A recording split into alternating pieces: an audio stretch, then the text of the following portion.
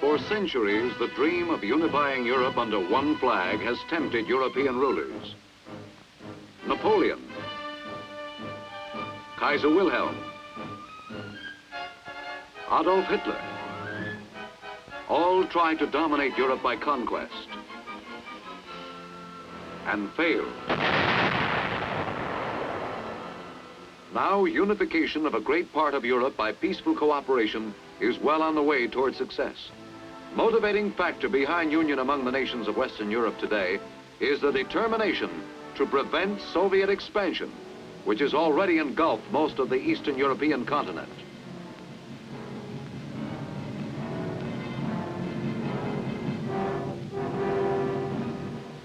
With help from the United States under the North Atlantic Treaty Organization and the Mutual Defense Assistance Program, the free countries of Western Europe are attempting to resolve traditional differences and present a unified front against any future Soviet communist aggression.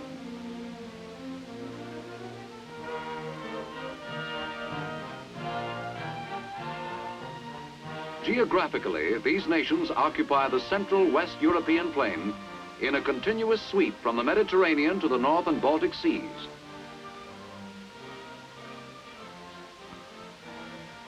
They are the commercial and industrial core of the continent. Three of the smaller Western nations, Belgium, the Netherlands, and Luxembourg, have formed a customs union under the name Benelux, aimed at abolishing economic barriers between them, thereby setting a pattern of cooperation for the rest of Europe. Together, the three countries are little more than half the size of the state of Wisconsin. Because their lands, among Europe's most productive, are located in the historic corridors of war between Germany and France, the importance of the Benelux nations to the west is as vital as their position is vulnerable.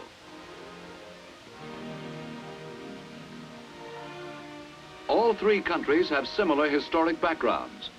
Throughout past centuries, their lands came under the influence of powerful Spanish, French, and Austrian rulers.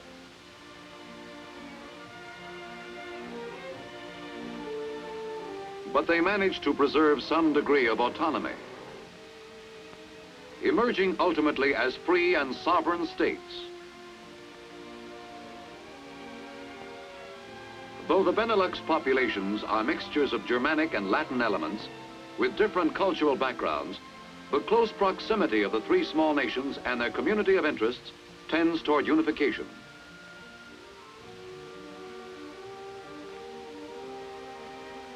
French is the major language of Luxembourg.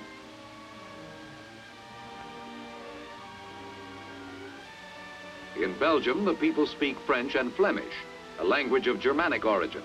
Both have official status in the nation. The Dutch speak a language also derived from German.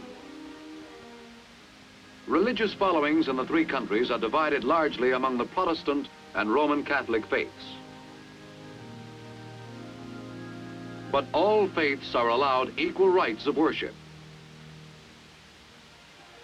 Though the three countries have much in common, each has developed a unique national life and economy. Luxembourg, smallest of the Benelux Union nations, is despite its size an important member. The country, which suffered heavily in the Battle of the Bulge in World War II, has made one of the most remarkable recoveries of any of the lands overrun by the Nazis. Today, Luxembourg is in a position to make a substantial contribution to the prosperity of Europe.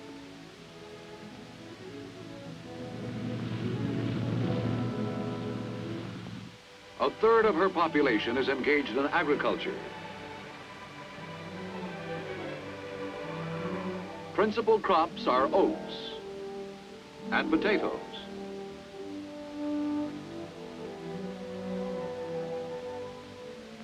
There are over 100,000 head of cattle in the small country, and dairy farming is extensive.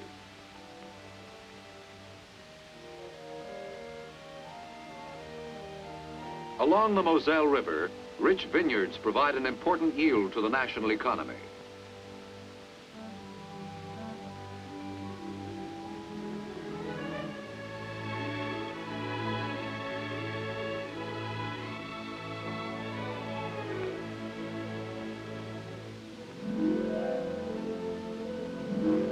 Luxembourg has the largest wine bottling plant in Europe.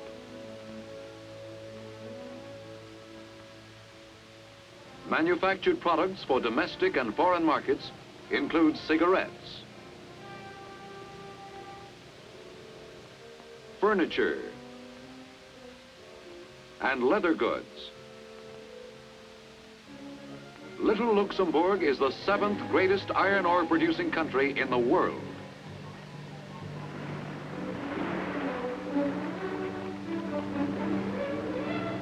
The prosperous metallurgical industry in the south employs over 5,000 workers and is largely dependent on coal from outside the nation. Luxembourg mills burn coke from the Netherlands to produce steel for use in Belgium's factories.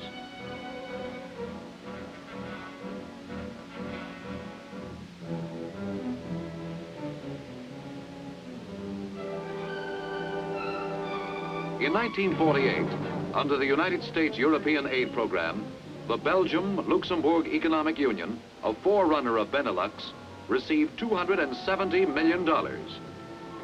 With her share, Luxembourg has considerably strengthened her economy, enabling her to make greater resources available to the community of Western nations.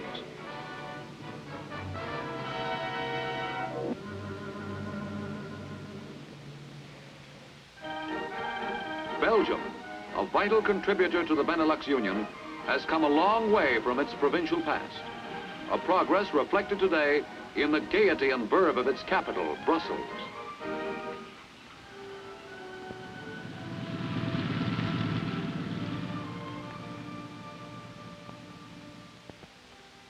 The country was liberated from the Nazis with very little destruction, a factor which has allowed Belgium a quicker revival than some of her less fortunate neighbors.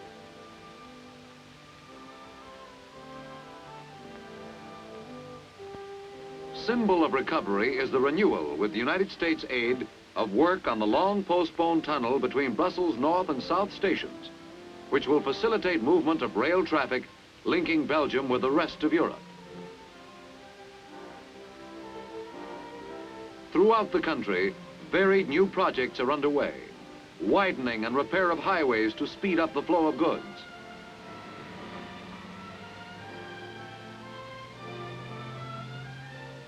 Improved postal service.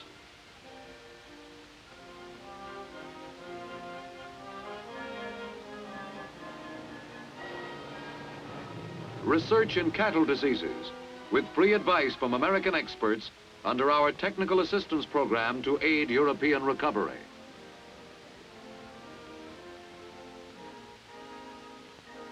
The liberation of Antwerp from the Nazis in September 1944 secured strategic harbor facilities for the Allies, greatly aiding the campaign into Germany. Possession of this key port was considered a major factor in Allied plans to end World War II.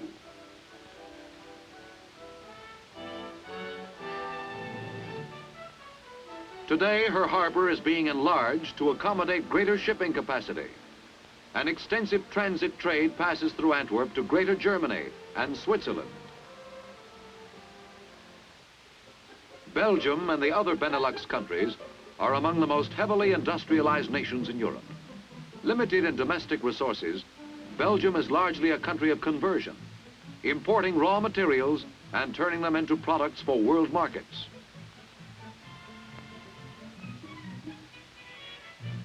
Belgium refines copper and mines and smelts zinc and lead.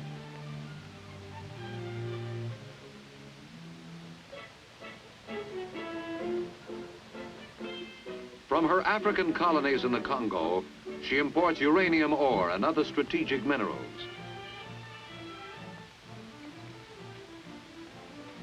The entire industrial life of Belgium has undergone a fundamental change in recent times due to the increase of industrial workers.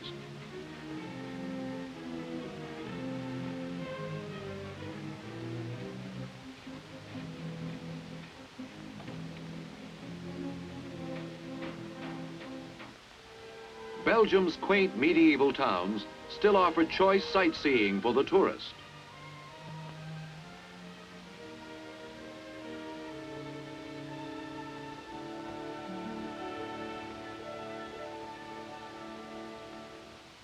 But the grim memory of war still hovers over the land, a reminder of the determination of free men to unite for the preservation of their freedom.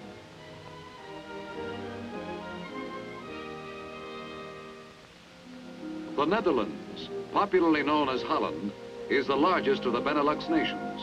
1/5 of its land lies below sea level, a fact which has shaped its people's historic and economic destiny. More than half the country would be underwater were it not for an elaborate system of dikes and seawalls. Despite these precautions, floods have from time to time inundated the land. Recently, a disastrous flood laid waste to over 400,000 acres. Over 1,700 people lost their lives, and damages were estimated at about $250 million. Land restored from the sea now makes up about 40% of the country's total area.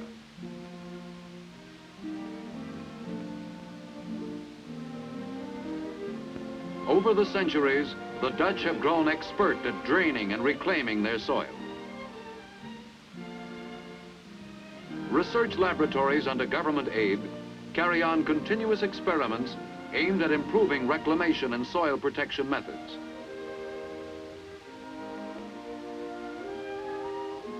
Hard work, courage, and faith have enabled the Dutch to bring about a modern miracle in making their submerged soil fertile.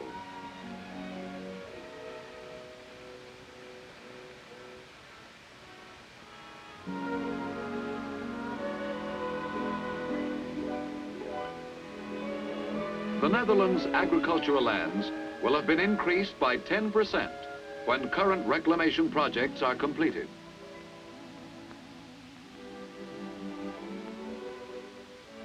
Though some fruits and vegetables are exported, much of the nation's food must be brought into the country.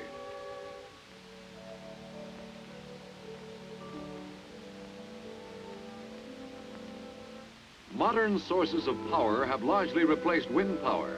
However, many of Holland's traditional windmills are still in use to pump water from the low-lying lands up to the higher sea.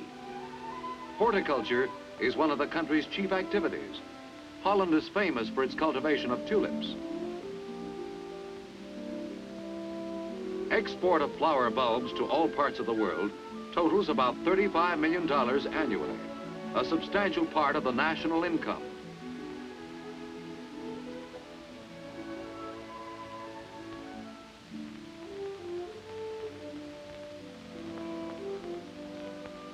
Many of the Dutch earn their living from fishing, important to Holland's food supply. Dutch herring, mussels, oysters, and freshwater fish are among the principal catch.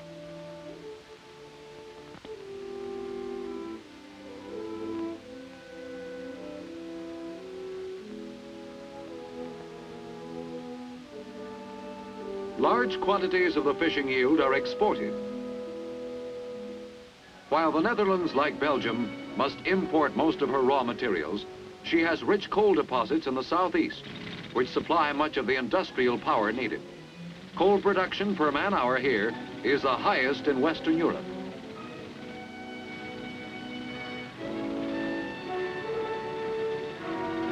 The country supplies 1/3 of its domestic oil needs.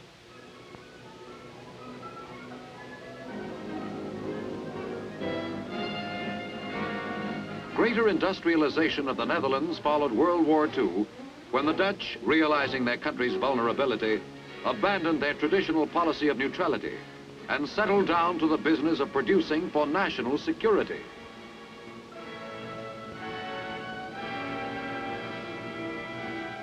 Cooperation with the Western democracies brought United States aid and employment to 40% of the nation's workers.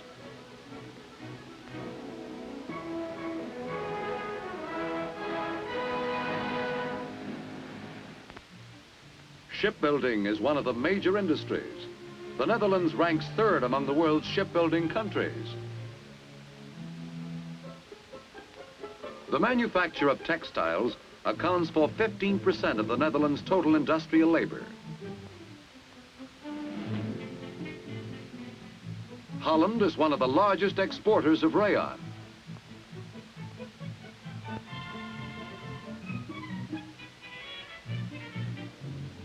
Dutch industries also include the cutting and polishing of diamonds.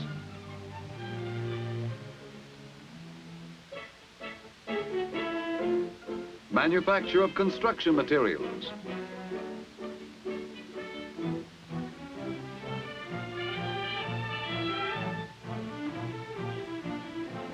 And the making of machinery and electrical equipment.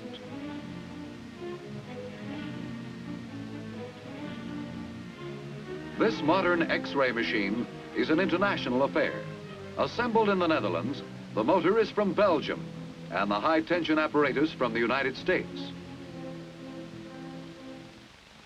The Dutch do a thriving export business in dairy products.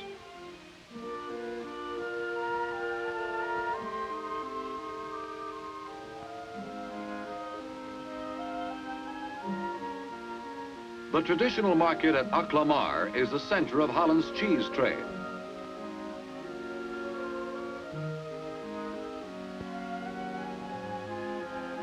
Holland ranks first among Europe's beer producers. Annual exports amount to about 6.5 million gallons.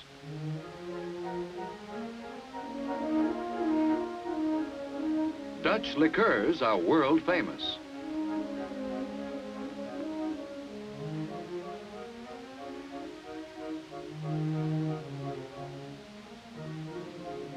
Rotterdam, at the gateway to Western Europe's great industrial centers, is the largest port on the European continent and third largest in the world, making the Netherlands one of the leaders in world shipping.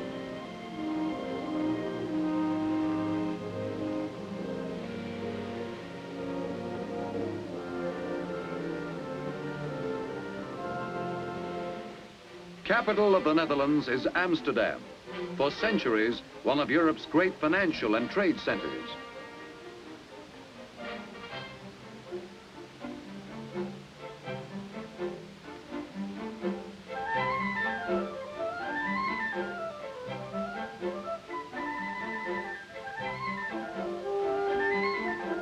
Here, the old and the new go hand in hand, as the city, recovering from the carnage of World War II, builds for tomorrow.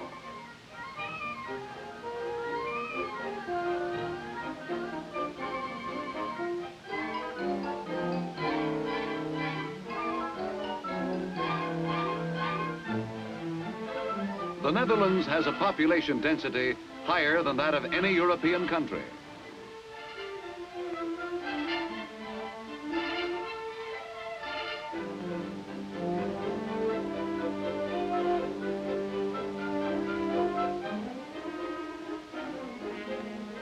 It is becoming more and more difficult for Holland and the other two Benelux nations to absorb their rapidly growing populations, now totaling about 19 million.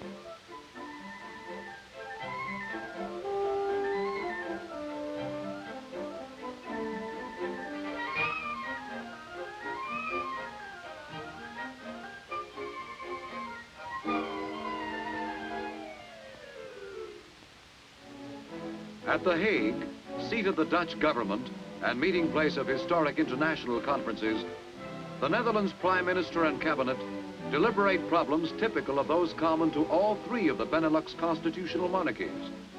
Vital to their welfare is the need for the closest economic association, as they are utterly dependent on uninterrupted trade.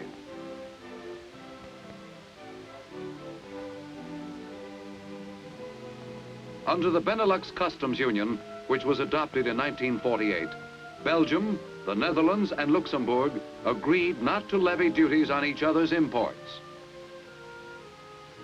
Eventual achievement of their goal of complete economic union will increase production and prosperity in all three countries and give them greater security.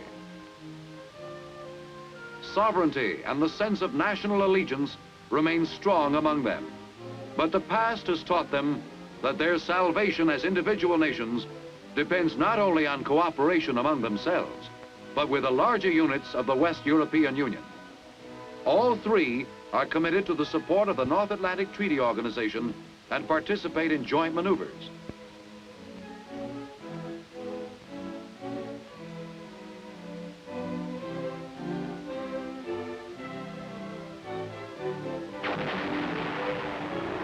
As members of the United Nations, they have contributed units to the UN campaign in Korea.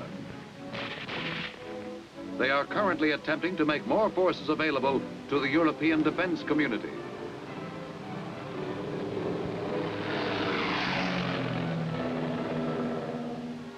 The Benelux Union is a beginning. It has charted a way for other European nations. In today's world, a united Europe cooperating with other free peoples is no longer a visionary goal. It is a practical necessity. The survival of the free world may well depend on the voluntary agreement among free nations to join all of their resources and stand together firmly against aggression.